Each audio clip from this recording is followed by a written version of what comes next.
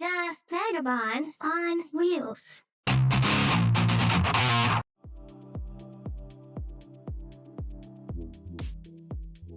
This is my Gazelle Ultimate C380 Plus. When the e-bike itch started for me in spring 2025, this very bike was one that I zeroed in on because it was from a well-respected brand that had the geometry and pretty much all the features that I wanted. But then I saw that $4,999 price tag and said, no thank you. I don't actually object to paying that much for an e-bike, but I did object to paying that much for my first e-bike. You see, I had ridden several different e-bikes up to that point, but this is the first time I'd ever actually purchased one for myself. Then, later in the summer of 2025, I happened to check Gazelle's website again and noticed this. As the e-bike I had seriously considered up until that moment came with too many compromises, I found a dealer selling the C380 Plus locally and pulled the trigger almost immediately. So, why the big price drop? I guess we can't really know the answer to that question with 100% certainty, but the likely answer seems pretty obvious when we look at how Gazelle has been slowly upgrading their other bike models. So let's talk about why they almost certainly dropped the price of this bike, what that means for you if you're considering this specific bike. Then I'll do a quick rundown of how this bike is equipped, and lastly, I'll tell you what I think of the bike, what I like and don't like, having owned it for a couple of months now. Ultimately, I think it boils down to age, specifically the age of the tech on this bike. If you have been searching YouTube for videos about this bike, chances are you have found and possibly watched one or both of the following two videos. This one from electricbikereview.com and or this one from Propel Bikes. And you might have noticed the age of both videos. Both videos were shot about the time that this bike model was released. That's right, this bike model is about 4 years old. And having watched both videos myself and now owning this bike, as far as I can tell, very little, if anything, has changed on the bike since these two videos were created. So, while I can offer the perspective of someone who's actually owned this bike myself for a bit, instead of just someone who spent one afternoon reviewing it, the information in these older videos is still quite valid. My prediction is that this bike is almost certainly about to be replaced in the Gazelle lineup, and the big change will be migrating the bike from the Bosch System 2 e-bike ecosystem to System 3, or as it's better known, the Smart System. By ecosystem, I am referring to the interaction between the e-bike drive unit, in this case a torque-sensing mid-drive motor, the battery, and the controller on the handlebar of the bike. System 2 has been around for a number of years now, and it is a very well made, simple, and reliable bike ecosystem, and it will almost certainly continue to be around for quite a while. Outside of China, it is quite possibly the most common e-bike drive system there is. But a couple of years ago, Bosch released the Smart System, and it has been replacing System 2 on new bike models slowly but steadily ever since. A deep dive into the differences between the two systems is beyond the scope of this video, but in a nutshell, you get a more connected system. The whole system can connect with your phone via Bluetooth through a Bosch app called eBike Flow, so that you can get over-the-air updates and customize the system more. Some advanced features like a GPS alarm and tracking and built-in navigation are also present. However, in keeping with how things seem to be working nowadays, some of these features will actually require a subscription. There are also some new battery options with this new system. And lastly, there are updated displays, such as the new Kiox 300, and we'll see what that looks like in just a moment. This display, if so configured, can also be set to act like an e-bike key so that when you remove it, the bike is locked down and the motor is disabled. There is a similar Kiox 300 display under System 2, but it is not as feature-rich. A point that I think needs to be stressed here is that there is no compatibility between System 2 and the Smart System. For more details, I highly recommend this video on the topic from YouTuber Bike Shop Girl, link in the description. Unfortunately, the effects have been pretty significant for those bikes that Gazelle has migrated to the Smart System so far, and they will almost certainly be pretty significant for this bike as well. My bike, the Ultimate C380 Plus, is a Class 3 e-bike. But there is a sister bike of the C380 Plus called simply the C380, which is a Class 1 bike. Other than the level of motor assistance offered, they are actually very similar bikes. The new C380 is already on the market, but they are still officially selling the older model as well. So let's compare the two. In terms of Bosch componentry, it is identical to the C380 Plus, except that it has their Class 1 motor, the performance line. The battery is the same, and like the C380 Plus, it comes with a Purion display unit. The price of this model has also been reduced, but not by as much as the C380 Plus. But note the listed MSRP of $4,249 US. The new C380 comes with a Smart System to include a 625-watt battery instead of the 500-watt battery of the prior model, and the display has been upgraded from the Purion to the new version of the Kayaks 300. They have also moved the light from the handlebars to the foreground for what that's worth. As for the new Bosch motors, their new Class 1 motor features a power upgrade from 65 newton meters of torque to 75 newton meters of torque. However, the new Bosch Smart System Class 3 motor does not see an upgrade. Both the old and new boast 85 newton meters of torque, so, at least on paper, the Smart System will not see an improvement in torque for Class 3 e-bikes like the Ultimate C380 Plus. It is worth pointing out that two of these upgrades are not actually specific to the Smart System. The Smart System still has a 500-watt power tube battery option. Gazelle just chose to upgrade the battery to the larger 625-watt battery, a battery size that did also exist under System 2. From my observations while shopping for e-bikes, there is no single attribute that impacts the price of one e-bike over another similarly equipped e-bike more than battery size. Likewise, both the Purion and Kayaks 300 displays exist in both System 2 and the Smart System, although both have been upgraded with the new system. That Gazelle has switched from the Purion to the fancier Kayaks 300 seems to have likewise been a design decision, not something forced on them by the Bosch system upgrade. Note the new MSRP of $5,199, a $950 price increase over the MSRP of the prior Ultimate C380.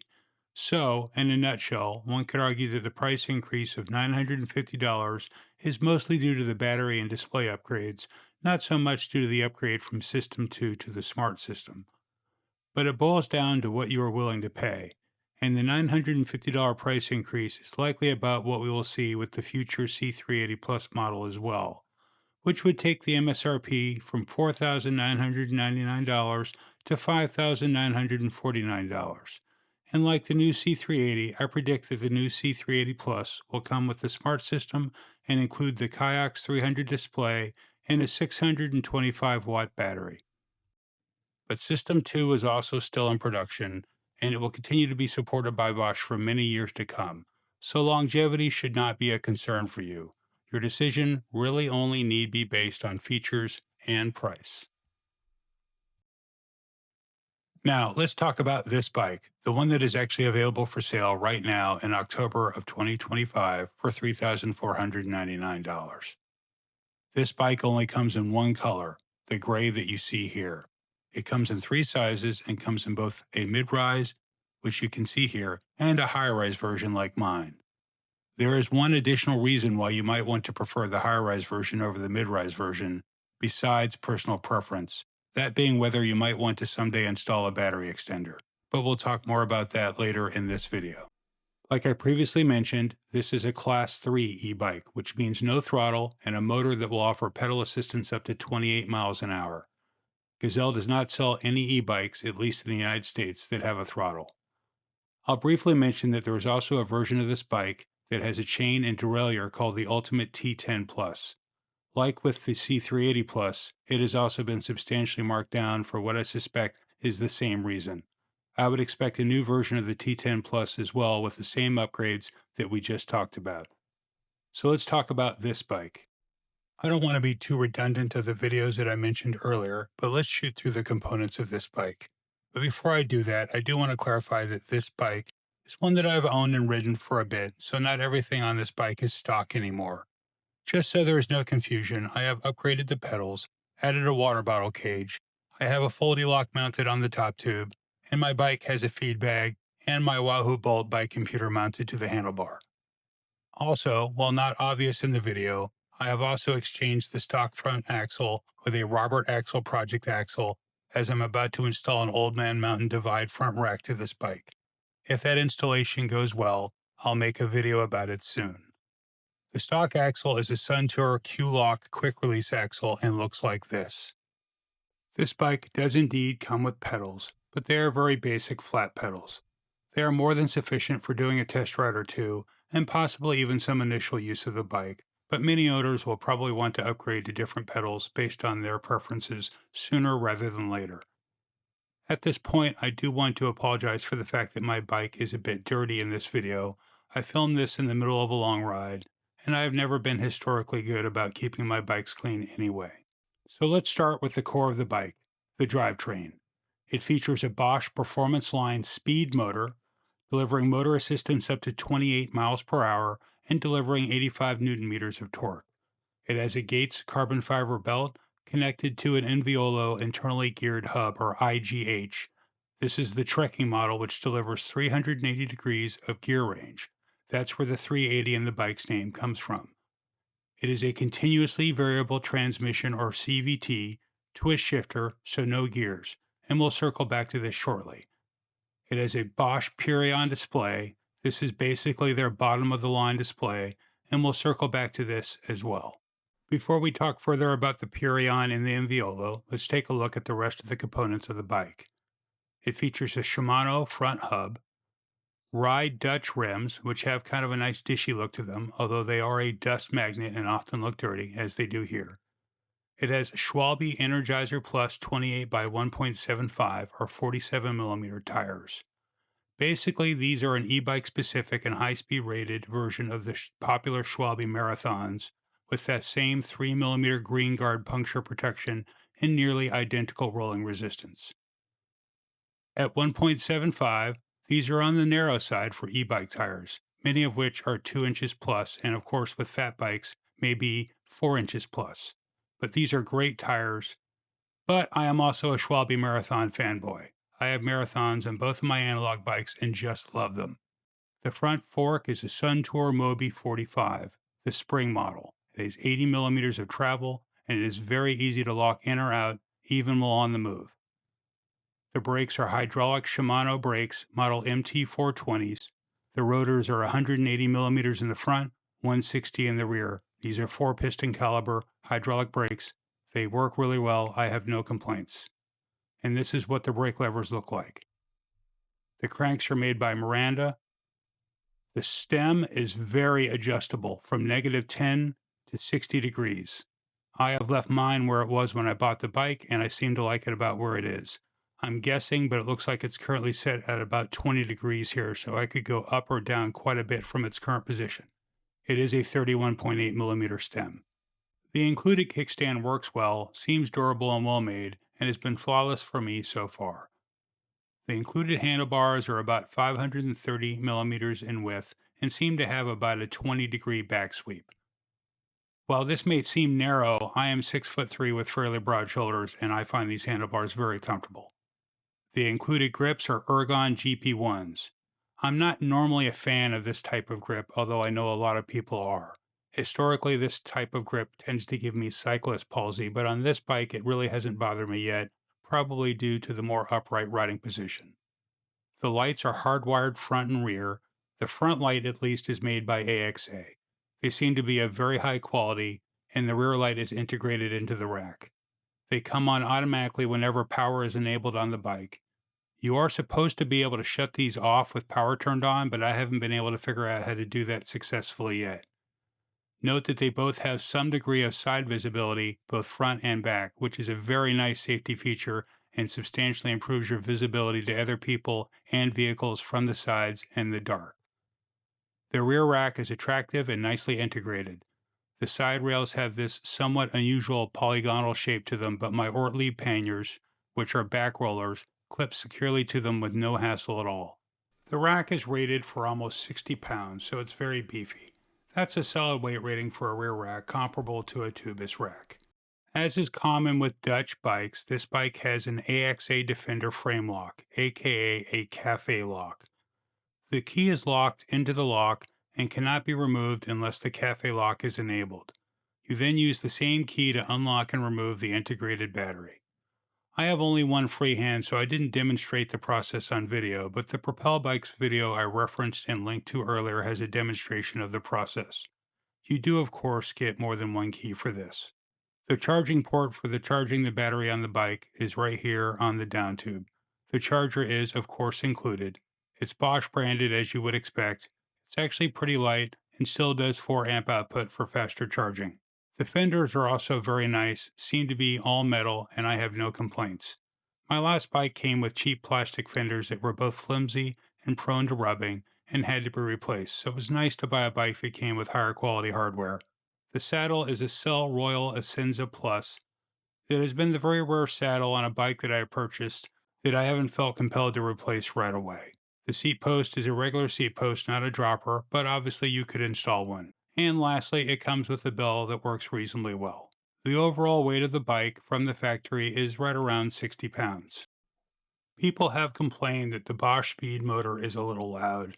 They are probably right, but it doesn't bother me. Here is some video of what it sounds like in eco mode shot from about stomach level.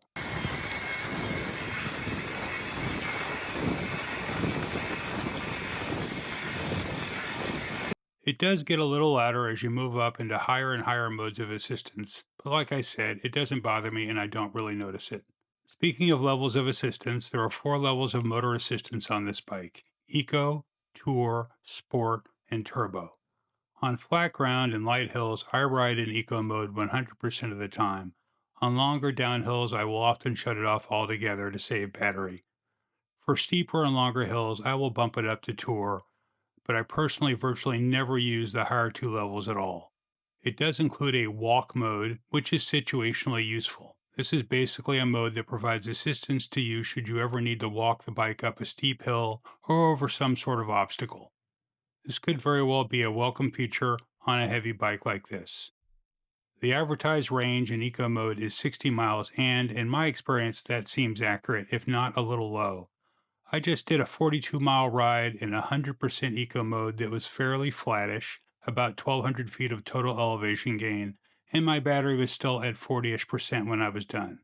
I think I would have made 60 miles comfortably and probably more on that ride. So let's talk about the Enviolo. It is a twist shifter, something that I was already personally used to since my main analog bike has a pinion on it. But twist shifters in general do take a little getting used to if you have never used one. Instead of discrete gears, you have a continuously variable transmission or CVT. The graphic on the twist shifter tells you roughly where you are, but you'll probably find yourself doing it more by feel.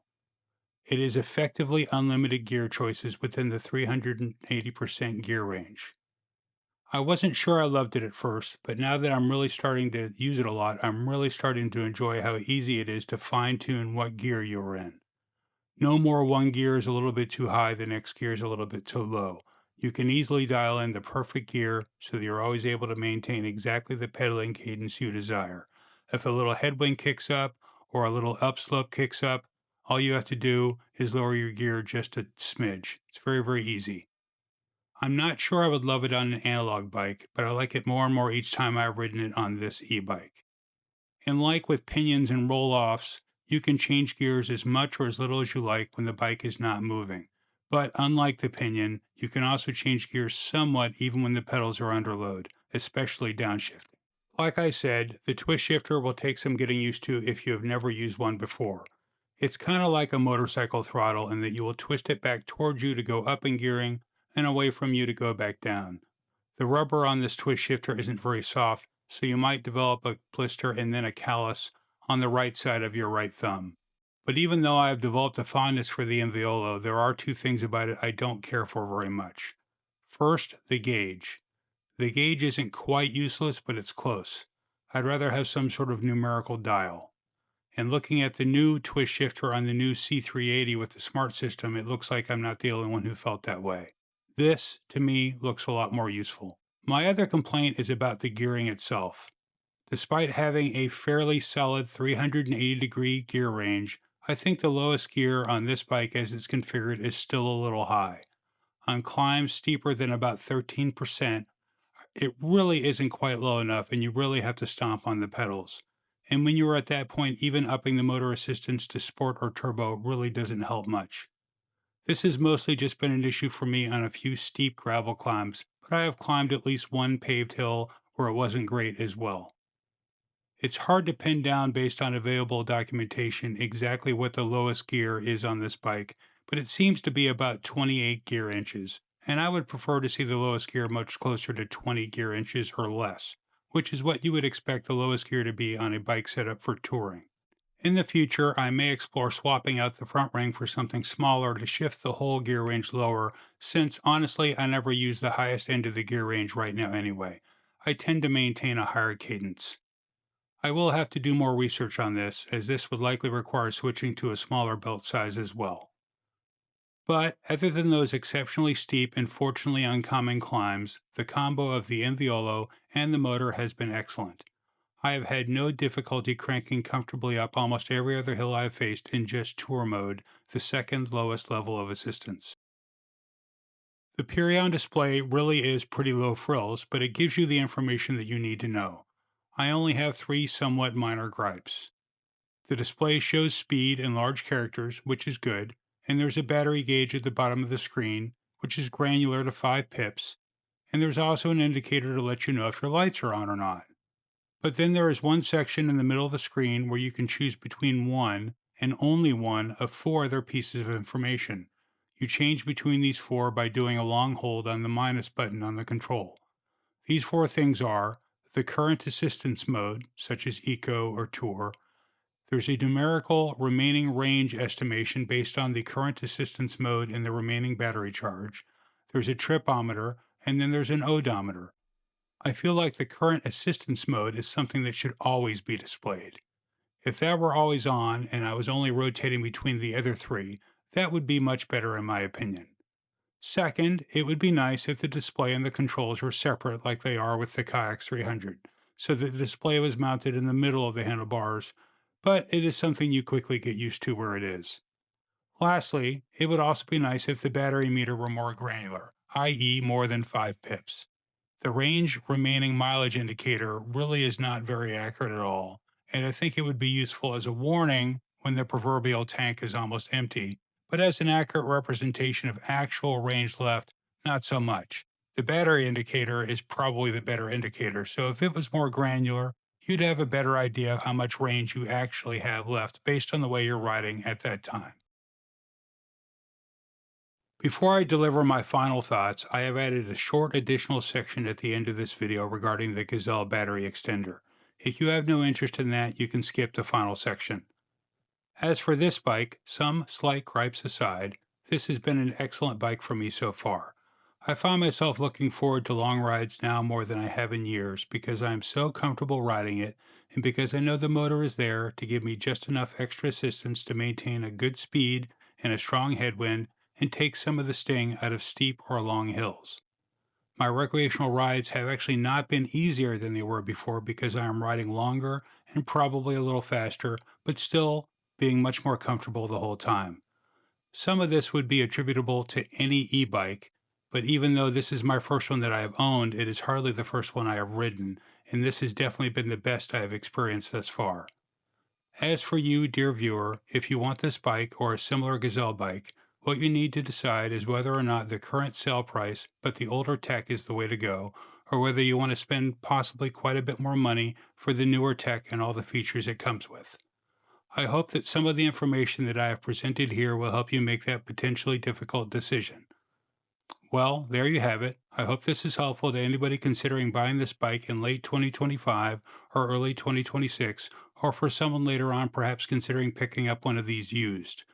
If you have any questions or comments, please leave them in the comment section below and I will do my best to answer them. This is my first video on this channel, but it will not be my last, so please consider throwing me a like and a subscribe, all that jazz, and I appreciate your viewing time. Have a great day. When considering the Ultimate C380 Plus in mid-rise versus high-rise, there is one additional wrinkle that you need to consider. Some of Gazelle's bikes are compatible with their battery or range extender, which they call the dual battery setup, which bolts onto the bike and allows the connection of a second battery in parallel. This doubles the battery power and therefore the range of the bike. I will link to the compatibility table on the Gazelle website in the description, but here it is right here. As far as I know, this table only applies to Bosch System 2 models, but I will seek more clarification on this from Gazelle. Using an inline battery extender has several advantages over just buying and carrying a second battery, but that is the subject for another longer video, which I will make soon enough because I have just bought the battery extender for this bike, had it installed, and have used it on several rides as of the time I am recording this. Here's a sneak peek of what it looks like. However, like I said, only some Gazelle bikes are compatible with their battery extender, and the compatibility depends on whether or not there is enough room on the frame to actually install it. And whether or not there is enough room is a function of the size of the frame, the rise of the frame, and whether or not the primary integrated tube battery is configured to drop in from the top of the down tube or drop out of the bottom of the down tube. On the C380 Plus, it drops in from the top of the down tube. In order to get the Ultimate C380 Plus and have it be compatible, you have to get the high-rise version like mine, and not the mid-rise. And you must get one of the larger two of the three available sizes, that being sizes 53 or 57. Mine is a 57. The smallest size is 46 and is meant for riders from 4 foot 10 inches to 5 foot 6 inches in height. If you are 5 foot 6 or taller, you can get the 53 or the 57 and it will be compatible, but only in the high-rise model. If you are shorter than 5 foot 6, but absolutely want a battery extender, you will probably need to choose a different Gazelle model based on the compatibility chart.